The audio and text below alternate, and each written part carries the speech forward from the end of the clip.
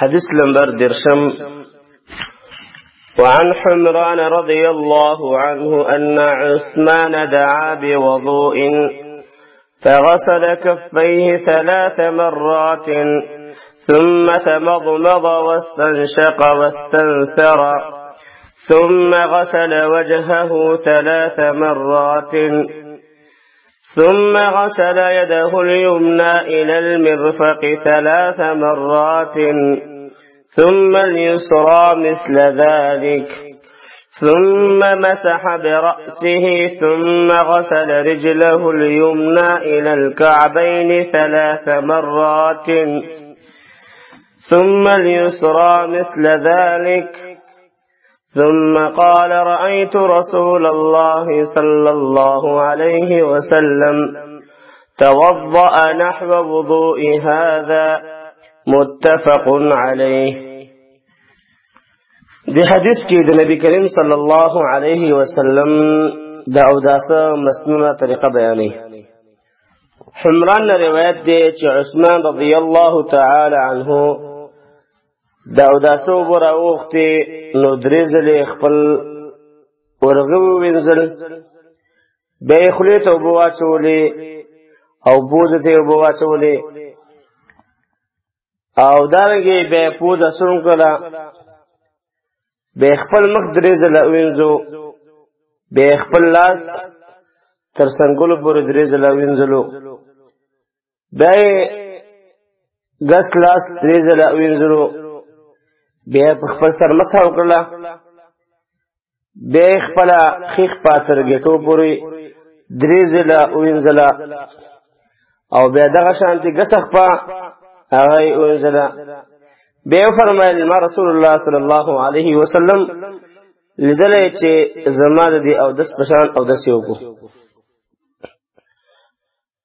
مضمضه خوري کې وبو تاول را تاول استنشاق پوز توبه چول او استنثار پوز ته وبو اشول شوی او بیرته هغه گزارول. دلته د دې حدیث باقی حصہ داسې ده رسول الله صلی الله علیه وسلم فرمایل من توضأ نحو وضوء هذا ثم صلى ركعتين لا يحدث فيهما نفسه غفر له ما تقدم من ذنبه. چاچه زما دی او دس پشان او دسو کو او بیا 2 رکعاته وکړل چې پاره کې ځان سره چون او چراغ نکړه او ذهن کې سره نه وصل نو مخکینی گناهونه به الله معاف کړي.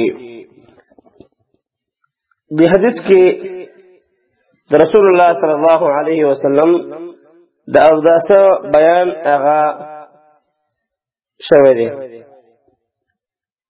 او باقی احادیث روان دي د مکملات او پوره کوونکي څه جوړ بیانې. په دې حدیث کې د مضمضه استنشاق او استنثار عادت نه ذکر شوی لیکن علی رضی الله عنه په حدیث کې ثابت دي چې دا هم درېزل کړی دي. په دې حدیث کې یو څو مسائل معلومیږي. اول حدیث نه معلومه شو چې د اوبو په حاضرولو کې د چانه مدد اخیستل شي. دانګي او د سکون کې توبه چول جائز دي. البته د اوداسه په اندامونو وینځلو کې بغیر د ضرورت نه مدد غوښتل د بل چا نه جائز نه دي. دویم د اوداسه په شروع کې 3 لاسونه وینځل پکار دي اگر انسان د خوب نه وي پاسېدلی. دریم مضمضه او استنشاق په خلاص سره کوي او دارنګي پوزه په غس لاس تاسو کوي. سلورم مضمضه او استنشاق دا فرض دي ځکه د دې دواړو زوینه خله او پوزه د مخ په حدودو کې داخل دي. رسول الله صلی الله علیه وسلم پر دواړو باندې همیشواله فرمایره دي اس کړه هغه نه دی برخي او درېزل په دې کې سنت طریقه چې درېزل دا کار وشي. مخ لاسونه او خپې 3 ځلې وینځل سنت دي او یو ځل وینځل فرض دي. په ترتیب سره اودس کول لازم دي څنګه چې حدیث کې په ترتیب سره ذکر شوی دی او په دې ترتیب باندې رسول الله صلی الله علیه وسلم هغه مشوره کړې دي لاسونه بعد څنګهلو سره هغه یعنی څنګهلو پورې او په بدرګټو پورې وینځي دا رنګه بل مسله دا معلومه شوه چې ټول سر مسح کول ضرور دي او اصل سنت دا چې یو ځل مسح وکړي شي حدیث دا مسله معلومه شوه چې تعلیم او خودنه کله کله په قول سره وي او کله کله په فعل سره وي خو په فعل سره تعلیم د قول نه هم ابلغ وي په فعل سره ډېر متاثر کیږي او ذهن کې خبره درکېني بل دا چې په دې کې د عثمان رضی الله تعالی عنہ د علم د خودنه او د سنت د خودنه سره شوق او حرص ذکر شو علماء له هم پکار دي چې هغه خلقو د سنت طریقې وخی او خلقو ته سنت طریقې عملی هغه ورزده کی بل مسله په دې حدیث کې دا معلومه شوه چې د الله فراخ فضل دی چې 2 رکعات منځ انسان وکي او په اخلاص سره وکي ټول ګناهونه د انسان الله معاف کوي د حدیث کې اوله مسله ته هم توجه وکړ دا غدا ده چې د اودس په شروع کې نیت فرض دی او نیت د زړه توجه او اراده ته وایي هجر به سره د نیت الفاظ ویل بدعت دي د رسول الله صلی الله علیه وسلم او صحابه کرامو په حدیث کې ثابت نه دي چې هغه په دې نیت باندې تلفظ کړی وي نیت د زړه قصد او اراده ته ویل کیږي حدیث درجه صحیح حدیث د امام بخاری رحمه الله نقل کړی دی امام مسلم رحمه الله نقل کړی دی دا امام نسائی رحمه الله نقل کړی دی یو دیشم نمبر حدیث وعن علي رضي الله عنه في صفة وضوء النبي صلى الله عليه وسلم قال ومسح برأسه واحدة أخرجه أبو داود وأخرجه الترمذي والنسائي بإسناد صحيح بل قال الترمذي إنه أصح شيء في الباب دي حديث کی دا مسئلہ بیانے چه یوزل سر مسح کول پکار دی علی رضی اللہ عنہ دا نبی کریم صلی اللہ علیہ وسلم داوداسه بیان نقل گئی فرمایي چې نبی صلی الله علیه وسلم په سر باندې یو ځل مسح وکړه دا حدیث اصل کې دی یو حدیث نه اخر شوی دی په دې کې د نبی کریم صلی الله علیه وسلم د اوداسه طریقه د اول نه تر اخره پورې ذکر ده د حدیث نه څو مسائل هغه معلوم شو اول دا سر په مسح کې اصل سنت داره چې یو ځل وکړي شي او دا په ډیرو احادیثو کې راغلي دي او دا مذهب د جمهور علماو دی چې سر هغه یو ځل مسح کول پکار دي ځکه په سر باندې ویښته هغه وی کچېره په هر او داسه کې دی وینځل هغه مشروع وي نو په دې کې به انسانان ته سخت تکلیف وای او خاص کر په جمع کې د دې وجنا شریعت واشي په سر باندې مسح کوي دلته یو بل مسأله هغه دا چې د سر په مسح کولو کې احادیث د نبی صلی الله علیه وسلم چې انسان وګوري درې طریقې نقل شوي دي اول د ټول سر مسح کول یعنی د تندینه والا تر سټه پورې دویمه طریقه دا ده چې نیمایي سر مسح کول یعنی نیمایي سر او نیمایي پټکی باندې مسح کول دریم خبره طریقه دا ده چې په امامه پټکی باندې مسح کول دا اولنی کیفیت رسول الله صلی الله علیه وسلم نه اکثره طریقه وا چې هغه به ټول سره مسح کوو دا رستنی چې نیمایي سر باندې یا په امامي باندې کله کله نقل ده او پاتې شو دا مسله چې واجب په تندي باندې مسح کول دا د نبی کریم صلی الله علیه وسلم نه ثابت نه دي او دارنګه دا خبره هم صحیح نه ده چې خلک وایي چې ربع الراس یعنی سلورم حصہ د سر باندې مسح پکار ده. دا هم د رسول الله صلی الله علیه وسلم ثابت نه دي. الله رب العالمین فرمایي فامسحوا برؤوسکم، مسح کوي په خپل سرونو باندې. کم خلک چې دلته بعد پاغه تبعیض اخلي نو دا صحیح نه ده. دلته بعد پاغه الصاق ده. یو بل مهمه مسأله دلته یاد لرئ، بعض خلک هغه د سټ مسح کوي. د سټ مسح کول دا رسول الله صلی الله علیه وسلم نه ثابت دي. تفصیل به ان شاء الله روان حدیث کې راشي. حدیث نمبر 22. وعن عبد الله بن زيد بن عاصم رضي الله عنهما في صفة الوضوء قال: ومسح رسول الله صلى الله عليه وسلم برأسه فأقبل بيديه وأدبر متفق عليه. وفي لفظ لهما بدأ بمقدم رأسه حتى ذهب بهما إلى قفاه ثم ردهما إلى مكان الذي بدأ منه. فدي حديث کی د سر د مسح کولو طریقه بیانې. عبد الله ابن زید ابن عاصم رضی الله عنه ته نبی کریم صلی الله علیه وسلم دا بیان کی. فرمایي چې رسول الله صلی الله علیه وسلم خپل سر باندې مسح وکړه. هغه داسې مسح وکړه چې دواړه لاسونه د مخکې نه شاته بوتلل او بیا د شاته نه مخکې راوستل. بدأ بمقدم رأسه دا فاقبل بيديه وأدبر تفسیر کی، یعنی لاسونه د سر د مخکې حصے نه شاته بوتلل او د شانې مخکې ته راوستل. او دا د اکثر احادیثو تقاضا ده. فأدبر بيديه وأقبل، اول لاسونه د مخکې نه شاته بوتلل او بیا بیرته مخ ته راوستل. د حدیث کې یو څو فواید هغه معلومیږي. اول حدیث نه د سر د مسح طریقه معلومه شوه چې د لاسونو لمدولو نه پس په دواړه د سر د ابتدا نه شروع کی او سر طرف ته به بوزي، بیا به بیرته واپس هغه تندي طرف ته راولي.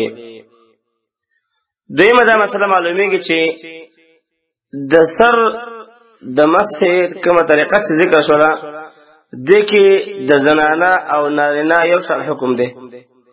ځکه په احکام شرعیو کې اصل دا ده چې کوم حکم نارینه لپاره ثابت وي هغه د زنانه لپاره هم ثابت وي، مګر که دلیل د فرق ثابت شي نو هغه بېله خبره ده. بل حدیث نه معلومه شوه چې دواړه لاسونه به د مسح په وخت کې د سر په ابتدایي ثاني ناسینا هغه دواړه بوزي. دا د فقه علماو چې کومه قاعده ذکر کړې ده چې یاره درې ګوتې یو طرف نه یا دو ګوتې بل طرف نه، دا چېرته په حدیث کې ثابت نه ده. بله مسله دا ده محترمو چې ټول سره مسح کول دا بهتر ده او دا غوره ده. بل دا محترم دلته یو بل بدعت چې خلک کوي هغه مسح الرقبه، یعنی د سټ مسح کول. دا چېرته د رسول الله صلی الله علیه وسلم هغه احادیث کې ثابت نه دي. مری خلک هغه سکه مسح کوي. دلته چې کوم حدیث کې راځي هغه دا چې راست به سره مسح کوي. مسله دلته ده چې د سد د مسح لپاره ځان له اوبر اخیستل، نو دا چې رسول الله صلی الله علیه وسلم په احادیثو کې ثابت نه ده چې الله پیغمبر دې ځان ته د سد د لپاره اوبر اوالی او مسح دې د سد وکي، یا ځان ته د مری د لپاره د اوبر اوالی هغه دې د مری مسح وکي. دا چې رسول الله صلی الله علیه وسلم ثابت نه دي. مستقلا د سټ مسح کول د هغې دپاره اوبه راخیستل دا د صحیح حدیث د رسول الله صلی الله علیه وسلم کې نشته. که چا سره په دې باندې دلیل وي نو چې کله یې راوړو موږ ورسره قبول کړو انشاءالله. د حدیث درجه د حدیث امام بخاری رحمه الله نقل کړی دی، صحیح حدیث دی. حدیث نمبر 33. وعن عبد الله بن عمرو رضي الله عنهما في صفة الوضوء قال: ثم مسح برأسه وأدخل إصبعيه السباحتين في أذنيه ومسح بإبهاميه ظاهر أذنيه. أخرجه أبو داود والنسائي وصححه ابن خزيمة. په دې حدیث کې د غوږونو د مسح طریقه بیانوي. عبد الله ابن عمرو رضی الله عنه د نبی کریم صلی الله علیه وسلم د اوداسه په بیان کې روایت کې فرمایي چې په سر یې مسح وکړله او خپله د شهادت دواړه ګوتې په خپلو دواړو غوږونو کې ننباستلې او په خپلو غټو ګوتو سره د خپلو دواړو غوږونو پاسنۍ طرف یعنی برنۍ طرف مسح کړل.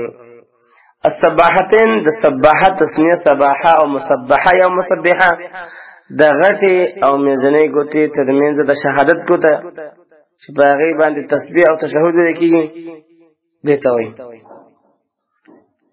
د حدیث کې مسائل دا دي چې دا کوم الفاظ د حدیث کې ذکر اصل کې یو د حدیث دی چې په هغې کې پوره طریقه او کیفیت د اودس بیان شوی دی. چونکې په مخکینو احادیثو کې د غوږونو د مسح طریقه نه وه ذکر شوې او په دې حدیث کې ذکر شوه، نو ځکه دا یو ټوکړه د حدیث دلته ذکر کړله. حدیث ته معلومه شوه چې د غوږونو وظیفه او حکم مسح ده نه وینځل، ځکه د دواړو سره دلته دا خبره وکړه چې مسح یې وکړله، نو د غوږونو مسح ده، د غوږونو وینځل نه دي.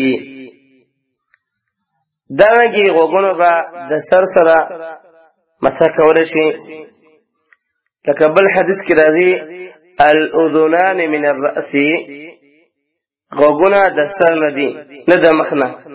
څه مطلب چې دا به مسح کولی شي او دارنګې وینځل به نه کېږي. بله مسله دا معلومیږي چې حدیث نه د غوږونو د مسح طریقه معلومه شوه چې دواړه مسواکي ګوتې به پکې ورکړي او دواړه غټې ګوتې به د غوږونو نه هغه د پاسه سې تېرې کړي بهر طرف باندې. بله مسله دا معلومیږي چې هر کله غوږونه د سر نه دي یعنې په مسح کې داخل دي وامسحوا برؤوسکم، نو معلومیږي چې غوږونه هغه مسح کول پکار دي، یعنی مسح د غوږونو دا ضرور ده. حدیث درجه دا حدیث حسن او صحیح حدیث د امام ابو داود نقل کړی دی، ابن ماجه وغیرہ. حدیث نمبر 33. وعن عبد الله بن عمرو رضي الله عنهما في صفة الوضوء قال: ثم مسح برأسه وأدخل إصبعيه السباحتين في أذنيه ومسح بإبهاميه ظاهر أذنيه. أخرجه أبو داود والنسائي وصححه ابن خزيمة. په دې حدیث کې د غوږونو د مسح طریقه بیانوي. عبد الله ابن عمرو رضی الله عنه د نبی کریم صلی الله علیه وسلم د اوداسه په بیان کې روایت کې فرمایي چې په سر یې مسح وکړله او خپله د شهادت دواړه ګوتې په خپلو دواړو غوږونو کې ننباستلې او په خپلو غټو ګوتو سره د خپلو دواړو غوږونو پاسنۍ طرف یعنی برنۍ طرف مسح کړل.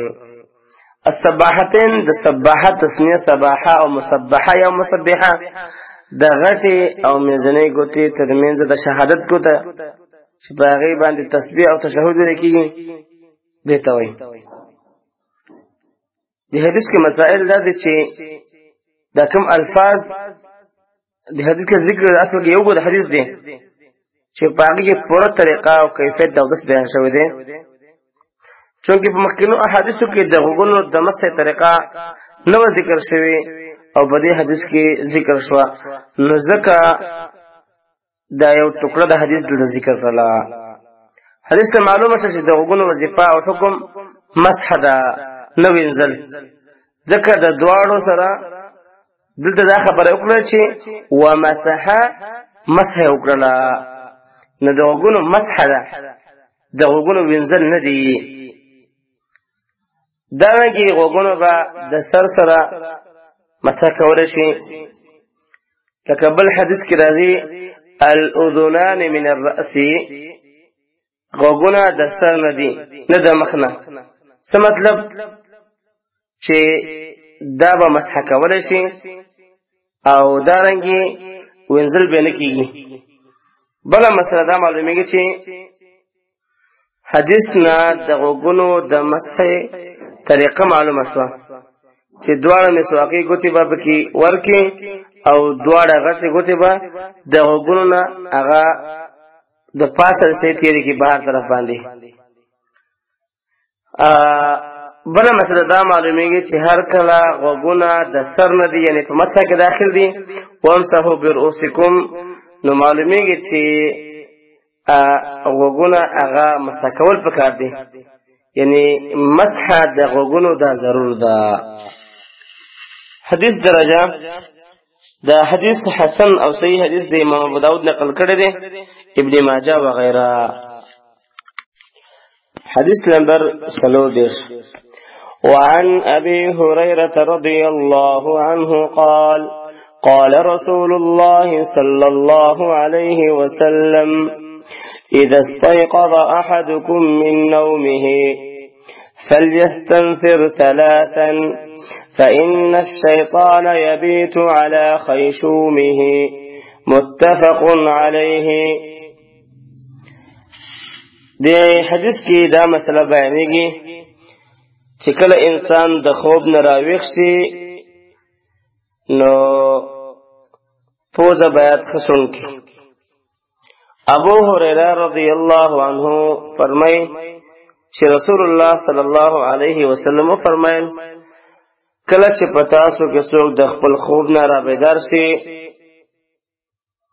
نو درې ځل دی اول په پوزه کې اوبه واچي او بیا دې سون کی، ځکه چې شیطان د په پوزه شپته راکې دا او د پوزي اخر سر تر رسیدلې ده. من منامه نوم خوب عام ده که د ورځې وي او که د شپې خوب وي. البته رسته دی حدیث کې یبیت علی خیشومه دې سره تفسیر شوی دی، ځکه بیتوتت شپې ته ورول ته وایي، استنثار پوزه توبه چولې ته وایي او بیت وباسل. شیطان نه مراد اغا در رب العالمین یو شریر او مفسد مخلوق دی چې د ابلیس د اولادونو دی، او الله رب العالمین ول خپل خاص حکمت په بنا د انسانانو د امتحان لپاره په قسمه شکلونو هغه اختیار ورکړی دی، کله یو قسم کله بل قسم کله بل قسم شکل کې هغه انسانان دوکه کوي. فواید په دې حدیث کې یو څو فواید معلومیږي. اول د حدیث د ظاهر ته معلومه شو چې د خوب نه را پاسېدو سره به درې ځله انسان پوزه وینځي، لیکن د بخاری په روایت کې اوسه د اودس کولو ذکر دی چې دا به اودس کې وینځل شي. البته د اودس نه بغیر وینځل د هغه مستحب دي. دانګه دیمه مسله دا چې په اودس کې پوزه توبه چول او بیا بیرته استل دا ضروري دي، ځکه په دې باندې د رسول الله صلی الله علیه وسلم امر راغلی دی او دا قول د امام احمد او اهل ظواهر قول دی، همدا غوره قول دی. دریم په پوزه کې د شیطان شپه تېرول په حقیقت بنا دی، لکه څنګه چې غوږونه هغه د شیطان د امتیازو ځای ښودل شوی دی، ځکه چې بدن کې چې کوم سوري دی هغه ټول بندېږي سیوا د دواړو نه. ذکر رسول الله صلی الله علیه وسلم چې بس شیطان نه وځي، بس موږ د الله په پیغمبر د خبرو باندې سره ایمان دی. څومره چې کېدای شي د شیطان ځان ساتل ضرور دي، انسان باید ځان وساتي. په پوزه کې شیطان څنګه پاتې کیږي؟ ځکه دا هم یو کرکجن ځای دی، یو بد ځای دی. شیطان کوشش کوي چې هغه ځای ته لاړ شي چې ګندونه ډېري، او بل دا چې د پوزې نه زړه ته لاره تړلې ده وسوسې انسان ته چې کوم انسان خوب نه راپاسېږي هغه ته حکم کوي چې وده شه مه راپاسېږه. نو شریعت ځکه وایي چې دا پوزه ومینځه چې دا شیطان ذلیله شي او دا راوځي. او په پوزه کې د شیطان شپه تېرول دا خبر نه دی چې په هغې باندې مؤمن له ایمان لرل پکار دي. بس د الله پیغمبر چې خبره کوي موږ د الله د پیغمبر د خبرو منلو دپاره تابع یو، بس دا خبره منل پکار دي، دې کې چون چرا پکار نه ده. د حدیث درجه حدیث صحیح حدیث دی، امام بخاری رحمه الله دارنګه امام مسلم رحمه الله نقل کړی دی. 15 نمبر حدیث وعنه رضي الله عنه إذا استيقظ أحدكم من نومه فلا يغمس يده في الإناء حتى يغسلها 3 فإنه لا يدري أين باتت يده متفق عليه وهذا لفظ مسلم. دی حدیث کې دا مسله بیانېږي چې کله انسان د خوب نه راپاسېږي نو خپل لاس به لوښي کې نه منډي تر دې پورې چې مخکې هغه ووینځي. چې سړی د خوب نه راپاسېږي باید اول د 3 ځله لاس ومینځي، بیا دې په لوښي کې هغه لاس قطع کړي. دا حدیث هم د ابو هريره رضی الله عنه روایت دی چې نبی صلی الله علیه وسلم فرمایي کله چې په تاسو کې څوک د خپل خوب نه رابیدار شي تر هغه وخت پورې دې په لوښي کې خپل لاس نه منډي تر څو پورې چې 3 ځله هغه لاس ووینځي، ځکه دته پته نشته چې د ده لاس چېرته شپه تېره کړې ده. انسان چې کله وده وي د ځان نه خبر نه وي چې د لاس هغه د بدن د کومې حصې سره لګېدلی دی. کېدای شي چې لاس یې په عورت لګېدلی وي، یا پوزه کې ګوتې والی وي، یا نور اندام باندې لاس وری. د دې وجې نه شریعت دا خبره کوي چې کله راپاسېدې نو اوله لوښي کې لاس مه وهه، اول لاس ومینځه 3 ځلې، بیا لوښي کې هغه لاس ووهه. د حدیث کې یو څو مسائل معلومېږي. اول خوب نه رابیدارېدو په وخت کې په لوښي کې لاس منډل منع دي. 3 ځل به لاس ووینځي، بیا به په لوښي کې لاس داخل کړي. دویم د امر چې دلته کوم امر شوی دی دا د وجوب دپاره ده، او دا نهي د تحریم دپاره دی. د لاس وینځلو نه مخکې د اوداسه په لوښي کې لاس منډل جائز نه دي. اول به لاس ومینځي، بیا به د هغې نه بعد لاس پکې قطع کړي، ځکه قاعده ده چې اصل په امر کې وجوب دی، د امر وجوبي دی، دا به خامخا انسان کوي. بل دا مسله چې ظاهر دی حدیث دا دی چې دا حکم صرف د شپې د خوب لپاره دی، ځکه بیتوتر صرف د شپې خوب ته وایي. دارنګه بل روایت کې چې من الليل د شپې راغلی دی، لیکن عام علما فرمایي چې دا حکم عام دی که د شپې خوب نه را پیدا شي او که د ورځې د خوب نه را پیدا شي، په دواړو صورتونو کې به لاس لوښي ته نه داخلي. ځکه یو حدیث کې خو وای دا کوم حدیث چې دی باب کې ذکر شوی دی وای دې کې قید نشته، ځکه په حدیث کې عدم درایت د شپې او ورځې دواړه خوبونو کې موجودګي سړی په ځان نه پوهېږي. او کوم روایت کې چې اوسه قید راغلی دی نو دا قید احترازي نه دی بلکې اغلب دی، یعنې عام طور سره خلک مستغرق خوب د شپې کوي، نو ځکه دا ذکر کړی دی. بله مسله دا معلومیږي چې 3 ځل نجاست وینځل مستحب دي. برابر خبر ده که متوهم نجاست وي او که یقیني وي. که د وینځلو نه مخکې په لوښو کې لاس هغه ښکته کړی شي یا ومنډلی شي نو ګناهګار شو، خو اوبو باندې نه پرلېتېږي. ولې؟ ځکه اوبه هله پرلېتېږي چې خوند، رنګ او بوی بدل شي. لکه د عایشې رضی الله عنها نه د جنوب باره کې تپوس شو چې د وینځلو نه مخکې لوښي کې لاس داخل کړي، وی فرمایل چې ان الماء لا ينجسه شيء ولكن ليبدأ فيغسل يده. وبنه پرېږدي لیکن اول بلاس وینځي. بیهقي اول جل صفحه 108 کې دا نقل کړی دی. نو د اوبو په لوښي کې پاک لاس منډلو سره اوبه نه پرېږدي او نه مستعملې ګرځي. بل چې د حیا خبرې سره اشاره پکار ده چې ګوره حیا د الله پیغمبر فرمایل فإنه لا يدري أين باتت يده. دا اشاره ده څه ته؟ ډېر حیاته. او بله مسله دا معلومیږي چې په عبادت کې انسان ډېر احتیاط نه کار اخلي او دا به هم نه کوي چې دا احتیاط انسان وسوسو ته ورسوي. فإنه لا يدري دا مطلب دی چې ده ته پته نه لګېږي چې هر څوک د نه معلومیږي چې انسان لر علم غیب نشته. اچا ته علم غیب ثابت نه دی. د خوب مثال د مرګ دی، لکه مړی په ځان نه پوهېږي درنګې دا کوم انسان چې ودی هغه هم په ځان نه پوهېږي.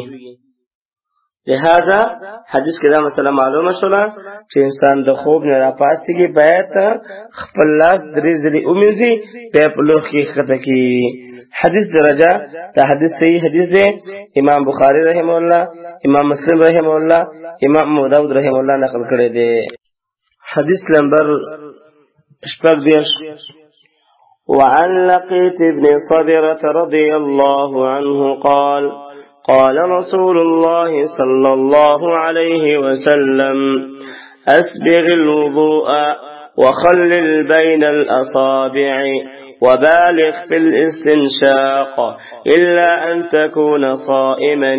أخرجه الأربعة وصححه ابن خزيمة. ولأبي داود في رواية إذا توضأت فمضمض. فدي حديث كي داوداسا د یوسوس زنو بیان دی. لقیط ابن صبره رضی الله عنه فرمای رسول الله صلی الله علیه وسلم او فرمایل داوداسا اندامونه پوره طور سره وینځه، د ګوتو ترمنځ خلال کوا او کستا روژه نوی نو پوزې ته به خشان وبرسوا. ابو داود، ترمذی، نسائی، ابن ماجه روایت کړی دی او ابن خزیمه ورته صحیح ویلی دی. او بیا د ابو داود په یو روایت کې راځي کله چې اودس کې نو مزمزه کوه. د حدیث کې اسباغ د اوداسه د فرائض او سننو اتمام او اکمال او هر اندام پورا وینځل او اوبه رسول دې ته ویل کېږي. خلل تخلیل ګوتو کې ګوتې ورکول یا ګوتې کلاول او د هغې ترمنځ اوبه بهول. اصابع د لاسونو خپو دواړو ګوتو ته ویل کېږي. او د دې د خلالولو طریقه هغه دا ده د دا په حدیث کې دا څه راغلی دی چې ما نبی صلی الله علیه وسلم ولید چې او داسې کولو د خپل دواړو خپو ګوتې به په خپل قچې ګوتې سره خلالولې. د قچې ګوتې نه مراد د ګس لاس قچې ګوته ده، ځکه د خیرو او ګندګي لرې کولو دپاره شرعاً ګس لاس استعمالول پکار دی. بالغ په استنشاق پوزې ته اوبو اچولو کې ښه کوشش کوه او د دې اخر سر ته اوبه رسوه، الا ان تكون صائما، مگر که روژهدار یې نو بیا مبالغه مه کوه، ځکه خطر ده چې حلق ته اوبه ورسیږي او روژه ورباندې ماته شي. په دې حدیث کې یو څو مسائل معلومیږي. اول د اوداسه اندامونه پوره طور سره منزل او هغه ته اوبه رسول دا واجب دي.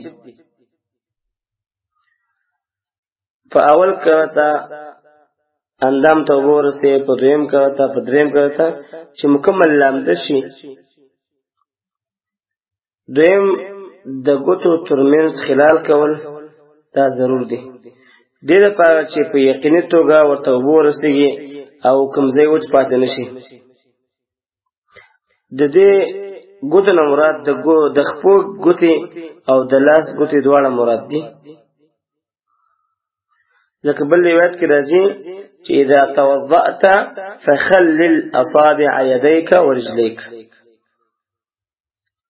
او د لاس د ګوتو خلال په هغه طریقه باندې ده چې په هغه طریقه باندې کې جائز ده، ځکه خاص کیفیت ذکر نه راغلی. البته د خپو د ګوتو بارکه حدیث ته چې دلک اصابع رجليه بخنصره، چې رسول الله صلی الله علیه وسلم به د خپو ګوتې په خپل قچې ګوتې سره مګولې. او د صحیح حدیث نه معلومه ده چې رسول الله صلی الله علیه وسلم به هر ښه کار د ښي طرف نه شروع کوو، د دې وجې نه ښي طرف نه شروع کول پکار دي. او بل دا چې د ګس لاس په قچې ګوتې سره د خپو خلال کوو، ځکه چې دا نجاست ځای کول دي او نجاست او ګندګي لري کول هغه په ګس لاس سره پکار دي. بل مسله دا معلومیږي چې په اوداسه کې پوزې ته اوبه اچول دا ضروري دي، او په دې کې مبالغه کې یعنی ښه شان سره اوبه ورته راکاږي، خو دومره زور هم ورکوه چې دماغ ته ورسیږي. البته د روژې په حالت کې به استنشاق کې دومره مبالغه نه کوي، ځکه چې حلق ته د اوبو د تللو خطر ده. دلته یو مسله ده، هغه دا چې د ګوتو د خلالولو څه حکم دی. صحیح خبر هم دا ده چې خلال د ګوتو واجب دی، ځکه یو خو په دې باندې امر راغلی دی او امر د وجوب دپاره وي، او قرینه صارفه نشته دلته. نبی علیه الصلاة والسلام فرمایي چې کله ته اودس کې نو د دواړو لاسونو خپو ګوتو ترمنځ خلال کوه. دارنګې د بل روایت هم ده چې شداد بن اوس فرمایي چې ما رسول الله صلی الله علیه وسلم ولیده چې د خپلو خپو د ګوتو ترمنځ په کچې ګوته باندې خلال کوو. پس دا قول راجح دی. بله مسئله دا ده چې د مضمضه او استنشاق دې څه حکم دی.